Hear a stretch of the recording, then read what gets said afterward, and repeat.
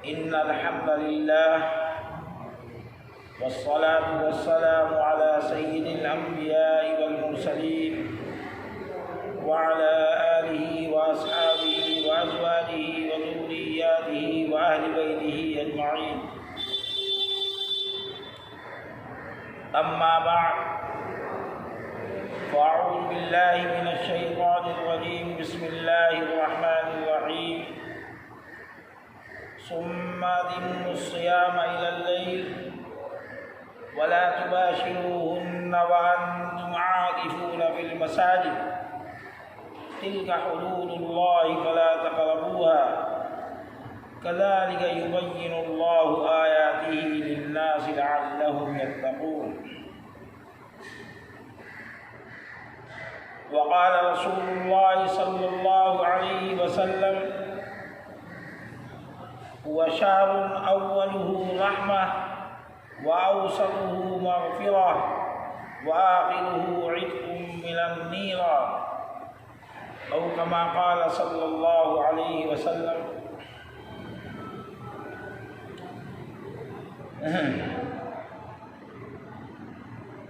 محترم بزرگوں،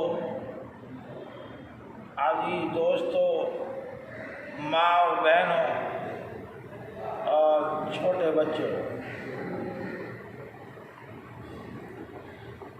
آج اس ماہ مقدس کا، اس ماہ مبارک کا، اس ماہ رحمت کا، ماہ مغفرت کا دوسرا عشرہ ختم ہونے کے قریب ہے. آج 19واں روزہ ہے. میرے بزرگوں، آج 19ویں روزے کو میں آپ حضرات کے سامنے اس ماہ مقدس کا جو ایک بہت ہی اہم اور محترم عمل ہے جس کو اعتکاف کہتے ہیں، اس کی فضیلت بیان کرنے کے لیے،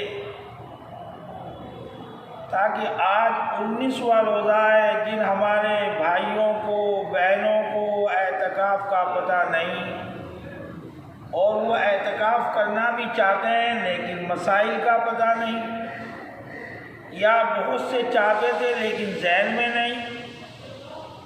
ایک دن پہلے میں اعتکاف اس لیے بیان کر رہا ہوں تاکہ ابھی 24 گھنٹے سے بھی زیادہ کا وقت ہے، ابھی تقریباً 27-28 گھنٹے کا وقت ہے اعتکاف میں بیٹھنے کے لیے. آدمی اپنی تیاری کر لے. مرد بیٹھنا چاہے مرد تیاری کرے، عورت بیٹھنا چاہے عورتیں تیاری کریں، بلکہ مردوں کے مقابلے عورتوں کو اعتکاف کرنا یہ زیادہ سہل اور آسان ہے. میرے محترم بزرگوں، اعتکاف کے معنی ہے ٹھہرنے کے، رکنے کے.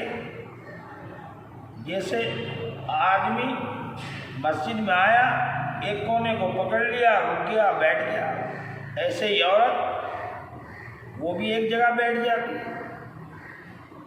لیکن میں تھوڑا سا یہ بتا دوں کہ مسجدوں کے 4 کونوں میں 4 آدمی بیٹھے یا 8 آدمی بیٹھے یا 20 آدمی بیٹھے. بھائی مسجد میں تو کوئی قید نہیں ہے، یہ بھی قید نہیں ہے کہ 4 کونے ہیں تو 4 ہی بیٹھیں گے. نہیں، 1000 بیٹھ گئے. حرم شریف کے اندر کس قدر معتکف ہوتے ہیں، مسجد نبوی کے اندر کس قدر معتکف ہوتے ہیں، اور ہمارے اس ملک کے اندر دارالعلوم دیوبند کے اندر اور جہاں بھی خانقاہیں موجود ہیں وہاں پر معتکفین بہت زیادہ بیٹھتے ہیں. لیکن اس وقت یہ رمضان المبارک ایسے حالات میں ہمارے اوپر چل رہا ہے کہ مرد حضرات جو مسجد میں بیٹھنے والے ہیں وہ زیادہ تعداد میں اس وقت نہیں بیٹھ سکتے. یہ افسوس کا مقام بھی ہے، لیکن آدمی افسوس کیا کرے اور کیوں کرے؟ اللہ کے حکم پر راضی نہ۔ ہم کتنے رمضان المبارک دیکھتے رہے، اس طرح کا رمضان المبارک یہ پہلی بار زندگی میں آیا کہ مساجد خالی ہے، حرم شریف خالی ہے، رسول اللہ کا روزہ خالی ہے، جہاں پر روزانہ لاکھوں کی تعداد میں درود پاک کا نذرانہ پیش کرتے تھے، مساجد نمازیوں سے بھری رہتی تھی، تراویح ہوتی تھی، قرآن پاک ہوتے تھے، ایک ایک مسجد میں نہ جانے کتنے حفاظ قرآن سناتے تھے۔ آج مسجدیں خالی پڑی ہوئی ہیں، وہی ایک حافظ پڑھ رہا ہے اور 2-3 اس کے پیچھے کھڑے ہوئے۔ بہرحال یہ اللہ کے کرم کی بات ہے، اس کے فضل کی بات ہے۔ اللہ ہم سے ناراض ہے، اس کو تو راضی کرنے کی ضرورت ہے، اور وہ بہت زیادہ کریم ہے، راضی بھی بہت جلدی ہو جاتا ہے۔ اس لیے میرے دوستو، اصل چیز یہ رمضان المبارک کا جو دوسرا عشرہ چل رہا ہے، یہ گناہوں سے معافی کا عشرہ چل رہا ہے۔ اب ہم اس بات پر غور کریں کہ ہم 2 عشرے گزار چکے۔ اولہ رحمہ، رحمت کا عشرہ ختم ہو چکا، واوسطہ مغفرہ، مغفرت کا عشرہ چل رہا ہے، چل نہیں رہا بلکہ کل ختم ہونے والا ہے۔ اب یہ محاسبے کا وقت ہے، ہم نے ان دونوں عشروں کے اندر اپنی منچاہی زندگی کے مطابق وقت گزارا، یا ہم نے رب چاہی، جو رب نے چاہا اس کے مطابق وقت گزارا۔ ایک زندگی ہوتی ہے من چاہی، ایک ہوتی ہے رب چاہی۔ اگر ہم نے من چاہی زندگی گزاری تو آخرت میں پھر رب چاہے معاملہ نہیں ہوگا، اور اگر آپ نے دنیا میں رب چاہی زندگی گزاری تو آخرت میں آپ اللہ کے حکم سے، اس کی طرف سے ان انعامات کو دیکھیں گے جن کا آپ کی آنکھوں نے، آپ کے دل و دماغ میں کوئی خطرہ بھی نہیں گزرا ہوگا اور کوئی شائبہ بھی نہیں آیا ہوگا۔ ایسے انعامات آپ کو ملیں گے۔ اس لیے میرے دوستو، یہ رمضان المبارک ایک پیڑ ہے، اور اس کی ٹہنیاں ہیں، اس کی شاخیں ہیں، بہترین پھول کھلا ہوا ہے، بہترین درخت ہے، اس پر اچھے اچھے پھول کھلے ہوئے ہیں۔ دیکھو ایک پیڑ ہے، اس پر یہ پھول ہے، ایک پھول یہ ہے، ایک پھول یہ رمضان المبارک کا پورا مہینہ پیڑ ہے۔ اس کے پھول تراویح ہیں، اس کے پھول سحری ہیں، اس کے پھول عشرے ہیں، اس کے پھول افطاری ہیں، اس کے پھول یہ رات دن کی دعائیں ہیں، رحمت ہے، مغفرت ہے، برکت ہے، یہ سارے رمضان المبارک کے۔ اب پھر آخری راتیں جن کو طاق راتیں کہا جاتا ہے، جن کو بڑی مبارک اور مقدس راتیں کہا جاتا ہے، ایک رات کی عبادت 1000 برس سے بہتر ہے۔ کل سے وہ راتیں بھی شروع ہونے والی ہیں، کل سے وہ مبارک رات شروع ہونے والی ہے۔ اور میرے دوستو، ایک بات میری ذرا غور سے سن لیں، کل جو رات آنے والی ہے وہ بہت ہی قیمتی رات ہے۔ پہلی شب قدر ہے، آج 20ویں شب ہے، 19واں روزہ چل رہا ہے، اور کل 20واں روزہ ہے۔ آنے والی جو کل ہوگی، جمعرات کا دن گزرنے کے بعد، وہ شب قدر کہلائے گی، 21ویں شب ہوگی۔ یہ اتنی قیمتی رات ہے، اتنی قیمتی رات ہے، اتنی قیمتی رات ہے، میں جتنی اس کی فضیلت بیان کروں کم ہے۔ وجہ سمجھے کیا ہے؟ ایک تو وجہ یہ ہے کہ رمضان المبارک کا مہینہ چل رہا ہے، دوسری وجہ یہ ہے کہ یہ شب جمعہ پڑ رہی ہے، جس کی فضیلت غیر رمضان میں بھی بہت زیادہ، ہم مانیں یا نہ مانیں۔ تیسری بات یہ شب قدر ہے، اور چوتھی بات یہ کہ اللہ پورے لاؤ لشکر کے ساتھ، اپنے عرش کرسی کے ساتھ، آسمان دنیا پر تو روز ہی نازل پر ہوتے ہیں، لیکن کل تو خاص تجلی اللہ کی اپنے بندوں کی طرف متوجہ ہوگی، اور وہ بڑے ہی خوش نصیب ہیں وہ بندے اور بندیاں جو کل رات اپنے رب کو راضی کرنے کے لیے اپنے رب کے سامنے نماز پڑھیں، دعا کریں، استغفار کریں، اللہ کو راضی کریں۔ حقیقت تو یہ ہے جس نے کل کی رات کو پا لیا، جس طرح کہتے ہیں نا سونے پر سہاگا، نور علی نور، بلکہ میں تو یہ کہتا ہوں جس نے کل کی رات عبادت کر لی، اللہ تبارک و تعالیٰ کا وہ سب سے زیادہ مقرب بندہ، سب سے زیادہ مقرب بندی، بلکہ اللہ اس کو کندن بنا دے۔ اس لیے میرے دوستو کل سے اعتکاف بھی شروع ہو رہا ہے اور کل سے شب قدریں بھی شروع ہو رہی ہیں۔ اس لیے شب قدروں میں یہ 5 راتیں ہیں۔ جناب رسول اللہ صلی اللہ علیہ وسلم حدیث مبارکہ کے اندر ہے، حدیث مقدسہ میں حضرت عائشہ رضی اللہ تعالی عنہا فرماتی ہیں کہ رسول اللہ صلی اللہ علیہ وسلم اپنی لنگی کو مضبوط باندھ لیتے تھے۔ کیا مطلب یہ ہے کہ رمضان المبارک شروع ہوا، اللہ تبارک و تعالیٰ نے جو حلال چیزیں تھیں دل میں وہ حرام، اب صبح سے لے کر شام تک کچھ نہیں، اس کے بعد افطار کر لیا آپ نے، افطار سے لے کر سحری تک آپ کے لیے کھانا پینا اور جو جائز ہے ان کاموں کا کرنا جائز ہے، لیکن سحری کھانے کے بعد پھر وہ چیزیں حرام ہو جاتی۔ رسول اللہ صلی اللہ علیہ وسلم اعتکاف فرمایا کرتے تھے رمضان المبارک کے آخری عشرے کا، جو چیزیں رات میں بھی حلال ہوتی تھی وہ اعتکاف کی وجہ سے پھر رات میں بھی حرام ہو جاتی۔ جو اعتکاف سے پہلے رات میں حلال تھی، اپنی بیویوں سے ملاقات کرنا، گھر جانا، کھانا پینا اور بہت ساری چیزیں ہیں، لیکن اعتکاف کے بعد پھر رسول اللہ صلی اللہ علیہ وسلم مسجد میں تشریف فرما، آپ کے لیے خیمہ بنا دیا جاتا تھا، آپ کے لیے چٹائی لٹکا دی جاتی تھی، اور ایک کونے میں جس کو آج بھی حجاج کرام وہاں جانے کے بعد دیکھتے ہیں کہ استوانہ سریر جس کو کہتے ہیں، اس تھم کو جس کا نام استوانہ سریر ہے، اس تھم کو سریر کہتے ہیں، وہاں پر رسول اللہ صلی اللہ علیہ وسلم کی چارپائی بچھا دی جاتی تھی، آپ کا بستر لگا دیا جاتا تھا، اور وہیں رسول اللہ صلی اللہ علیہ وسلم اعتکاف فرماتے۔ اس لیے میرے دوستو یہ لاک ڈاؤن کی وجہ سے مرد تو زیادہ اعتکاف اس سال نہیں کر سکتے، ایک ہی مرد ایک مسجد میں بیٹھ جائے پوری بستی والوں کے لیے کافی، کیونکہ اگر زیادہ معتکف بیٹھیں گے تو جو حکم کی خلاف ورزی ہوگی، پھر یہ ہوتا ہے کہ بھائی لاک ڈاؤن کے حکم کی خلاف ورزی ہو رہی ہے، اس لیے اس سال مساجد کے اندر تو زیادہ معتکف نہیں بیٹھ سکتے، ایک مسجد میں 1 یا 2 بیٹھ جائے تو اس سے پوری بستی کے اوپر سے جو گناہ ہونا تھا وہ ختم ہو جائے گا، ایک کے بیٹھنے سے ساری چیزیں ختم ہو جاتی ہیں، پوری بستی کے اوپر جو وبال ہوتا ہے وہ ختم ہو جاتا ہے، بلکہ ایک کے بیٹھنے پر بھی اللہ تبارک و تعالی رحمتوں کا نزول فرماتا ہے۔ البتہ مسجد کے اندر مرد بیٹھیں اور اپنے گھروں کے اندر عورتیں اعتکاف میں بیٹھیں،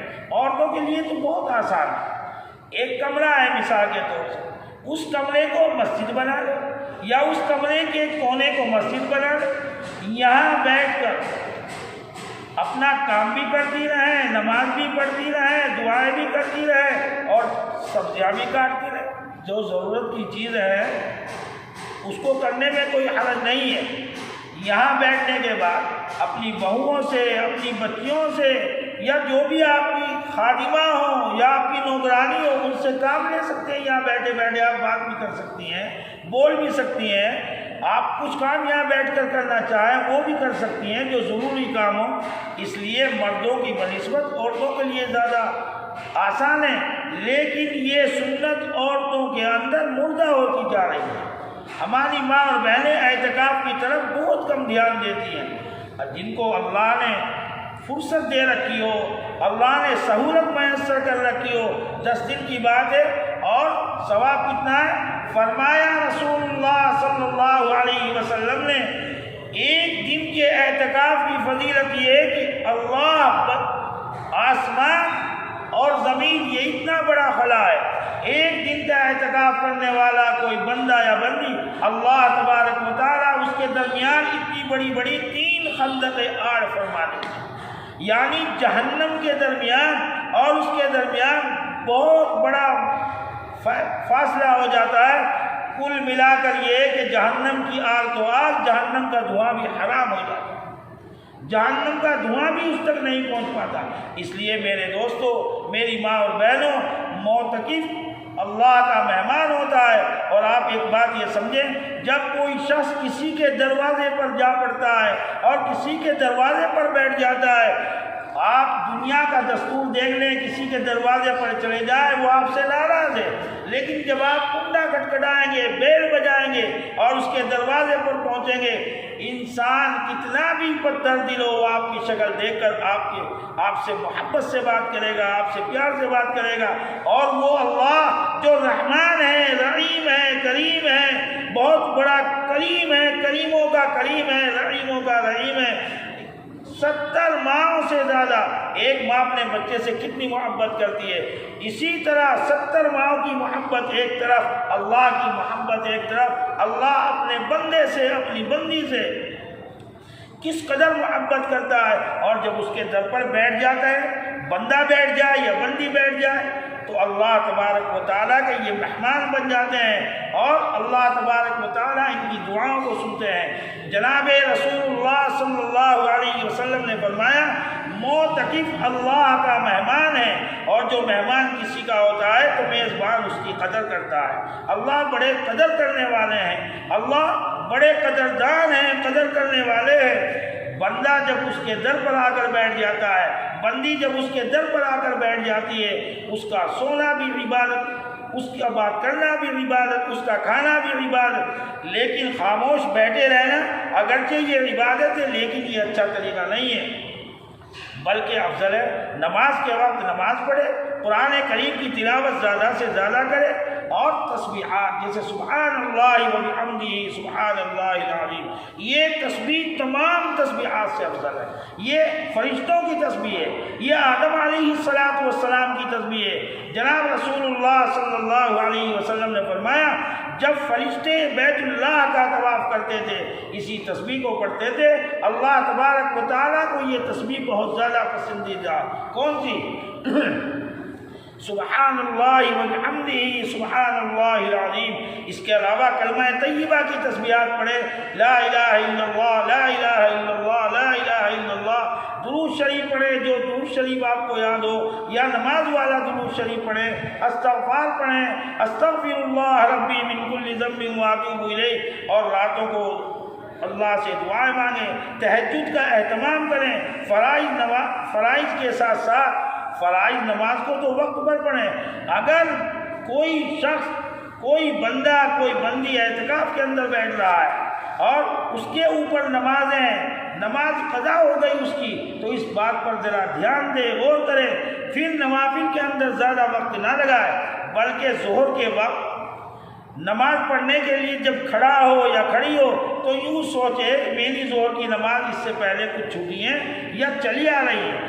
اگر ساری نمازیں پڑھ رہا ہے اللہ کا شکر، اور اگر اس کی نمازیں چھٹی ہوئی ہیں تو ظہر کی سنت پڑھنے کے بعد پھر ظہر کی نماز تک انہی فرضوں کو پڑھتا رہے، یا وہ عورت جو اعتکاف میں بیٹھی ہے وہ بھی انہی فرضوں کو پڑھتی رہے۔ بتانے کا مقصد یہ ہے، اگر نمازیں چھٹی ہوئی ہے پھر نوافل کا اہتمام کرنا صحیح نہیں ہے، بلکہ فرائض کا اہتمام کرنا ضروری ہے۔ وہ قضا نمازیں جو ہمارے اوپر ہے، رسول اللہ صلی اللہ علیہ وسلم نے ارشاد فرمایا، دیکھو دوستو، کل آپ سے نوافل کے بارے میں نہیں پوچھا جائے گا بلکہ فرائض کے بارے میں پوچھا جائے گا۔ آپ کی نمازیں کتنی رہ گئی ہیں، آپ کی نمازیں کتنی مکمل ہو گئی ہیں۔ اس لیے اگر کسی کے اوپر نمازیں ہیں، اس کی نمازیں چھٹی ہوئی ہیں، نہیں پڑھ سکی کسی مجبوری کے تحت، یا نماز کا شوق نہیں تھا، یوں ہی چھوٹ جاتی تھی غفلت میں، اب اس نے نماز شروع کر دی، فرماتے ہیں ان نمازوں کے پڑھنے سے اللہ تبارک و تعالیٰ نفلوں سے زیادہ ثواب عطا فرماتے ہیں۔ اس لیے جو قضا نمازیں ان کو ادا کرنے کا اہتمام کرے، بہترین موقع ملتا ہے 10 دن کا، اور اللہ سے دعا کرے، اپنے لیے بھی کرے، اولادوں کے لیے بھی کریں، اپنے بھائی بہنوں کے لیے بھی کریں، اپنے ملک کے لیے بھی کریں، بلکہ پوری امت کے لیے دعا کریں اللہ تبارک و تعالی خیر کا معاملہ فرمائے۔ جو مہاماری چل رہی ہے، بیماری چل رہی ہے، اللہ اس سے پوری انسانیت کی عبادت فرمائے۔ اور دیکھو کل سے اعتکاف شروع ہو رہا ہے، شب قدریں شروع ہو رہی ہیں، جو بیٹھنے والے ہیں یا بیٹھنے والی ہیں وہ آرام سے اعتکاف میں بیٹھ سکتے ہیں، بیٹھ سکتی ہیں، اور جو نہیں بیٹھ سکتے یا نہیں بیٹھ سکتی وہ ان راتوں کا اہتمام کریں۔ مبارک راتیں، ایک رات کی عبادت 1000 مہینوں سے بہتر ہے۔ جناب رسول اللہ صلی اللہ علیہ وسلم نے بھی بڑی فضیلتیں بیان فرمائی ہیں۔ اللہ ہمیں قدردانی کی توفیق نصیب فرمائے۔ ہمارے جو 2 عشرے گزر چکے، جیسے ٹوٹے پھوٹے ہم نے روزے رکھے، اللہ ان کو قبول فرمائے اور آئندہ صحیح عبادت کی اللہ توفیق نصیب فرمائے۔ اللہ ہم سب کو اعمال صالحہ کرنے کی توفیق نصیب فرمائے۔ آمین۔ وآخر دعوانا الحمدللہ رب العالمین۔